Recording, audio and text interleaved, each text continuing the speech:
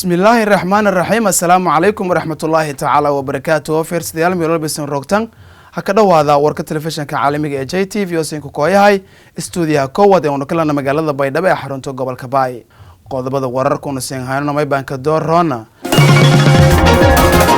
mas'uuliyiinta sare ee wasaaradda bilaantii xuquuqul aadanaga ee dawlad goboleedka Koonfur Galbeed Soomaaliya oo geeka si wada jir ah ku hadalay xusuuqi dhawaan leenjaysidii dadka ku jeeda Koonfur Galbeed Soomaaliya ee ku dhigay qayb ku tirsan maamulkaasi Galmudug.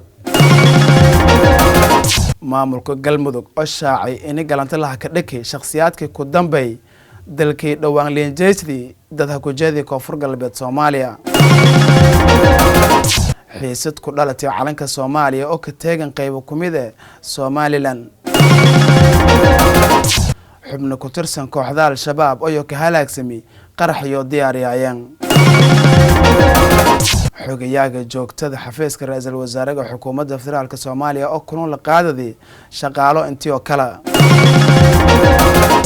akhbaaraadka banaanka ee siin hayno mayba ku mid aha Israel oo ha bandhigtay deegaamaysi cusub oo leenka magac daray madaxweynaha Mareykanka ee Donald Trump.